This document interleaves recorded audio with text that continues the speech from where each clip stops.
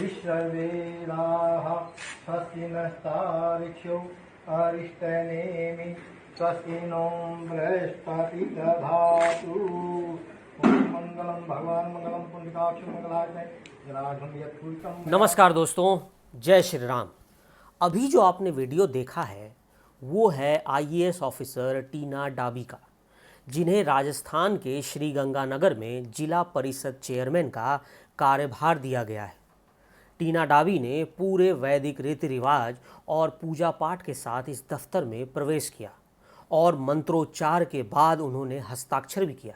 लेकिन टीना डाबी के आईएएस बनने के 2 साल बाद जो ये तस्वीर सामने आई है, इस तस्वीर ने हिंदू समाज के कई लोगों की आंखें खोल दी है, खासकर उन लोगों की जो ये समझते हैं और ये मानते हैं कि भारतीय समाज में लव जिहाद का कोई अस्तित्व ही नहीं है। आखिर आईएएस ऑफिसर टीना डाबी को इस्लाम के इस वायरस की क्या हकीकत मालूम हुई थी कि 2 साल बाद वो वापस सनातन धर्म की तरफ लौट आई? ये मैं आपको आगे बताऊंगा, लेकिन पहले ये जान लीजिए कि आखिर टीना डाबी ने 2 साल पहले क्यों एक मुस्लिम से शादी की।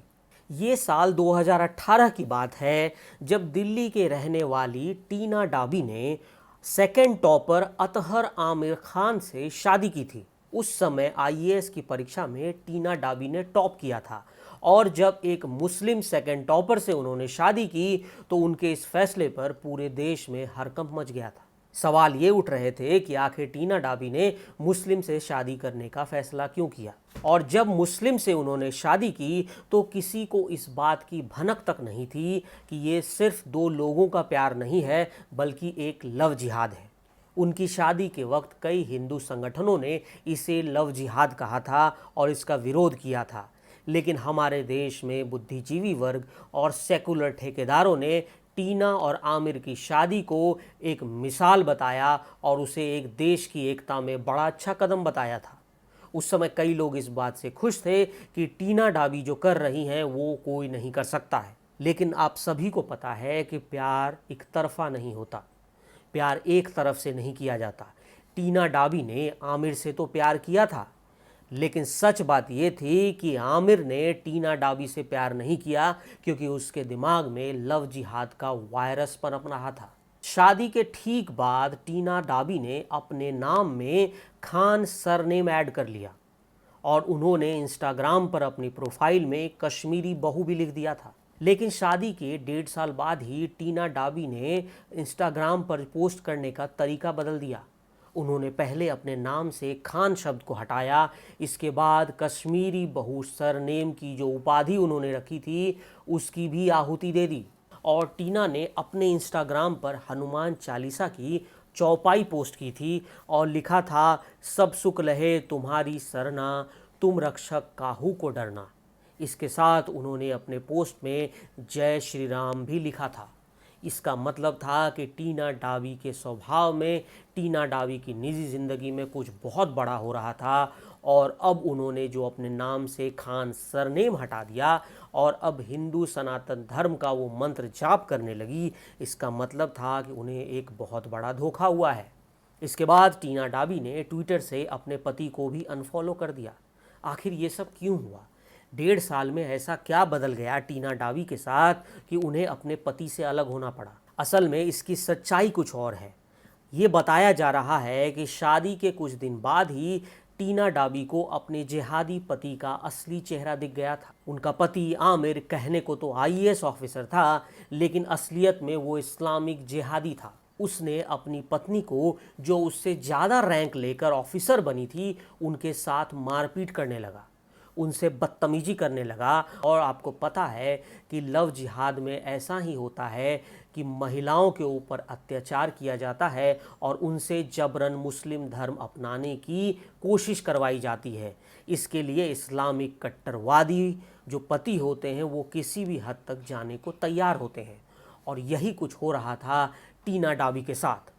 सोचिए टीना डाबी, जिसके 7 लाख से ज़्यादा फॉलोअर्स हैं, पूरे देश के युवा उन्हें फॉलो करते हैं, आईएएस ऑफिसर और आईपीएस ऑफिसर बनना चाहते हैं। जब उन्हें पता चलता है कि इतनी बड़ी महिला आईएएस ऑफिसर के साथ लव जिहाद होने लगा है, तो देश की दूसरी बहनों, दूसरी बेटियों के साथ क्या होता होगा। दगाबाज आमिर ने भी हिंदू बेटी टीना के साथ यही करना शुरू कर दिया था।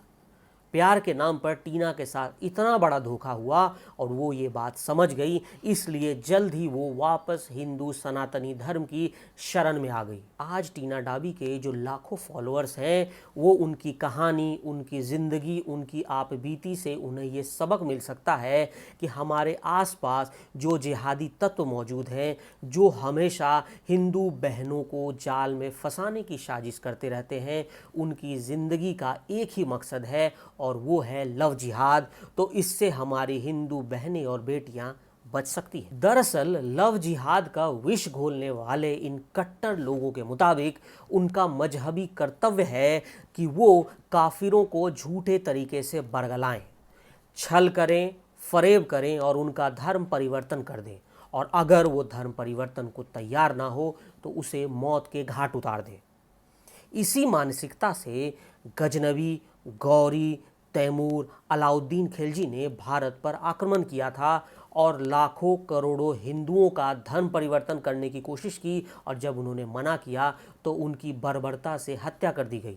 और सच तो यही है कि आज दुनिया में 60 से ज़्यादा देश जहां इस्लाम पनपा है, उसकी वजह लव जिहाद ही है। टीना के इस कदम से हिंदू समाज में यही संदेश जाता है और यही समझने की ज़रूरत है कि एक मुस्लिम से शादी करना उनकी बहुत बड़ी भूल थी, क्योंकि इस्लाम का एक वर्ग है जो महिलाओं की कभी इज्जत नहीं करता। तभी तो देश में लाखों महिलाएं आज 3 तलाक से पीड़ित हैं। सोचिए, जब भारत की एक महिला आईएएस टॉपर के साथ ऐसे हालात हो सकते हैं, तो केरल, राजस्थान या उत्तर प्रदेश का मेरठ हो या मुजफ्फरनगर हो, वहाँ हिंदू बेटियों को ये लव जिहाद के दरिंदे कैसे अपने जाल में फंसाते होंगे, और उनसे बचकर निकलना हिंदू बेटियों के लिए कितना मुश्किल होता होगा। इसलिए ज़रूरी है कि भारत के सामाजिक ताने बाने को बचाने के लिए लव जिहाद करने वाले इन लोगों को रोकना होगा, क्योंकि ये मुस्लिम कट्टरपंथी ताकतें भारत को इस्लामी राष्ट्र बनाने में लगी हैं, और हमें इन जिहादियों को एक्सपोज करना होगा, इन्हें देश से बाहर निकालना पड़ेगा। साथ ही मेरा एक अनुरोध है उन हिंदू परिवारों की बहनों से कि वो ऐसे जाल में ना फंसें और सावधान रहें, क्योंकि लव जिहाद का ये वायरस पूरे हिंदू समाज को खत्म करने में लगा है। जय श्री राम।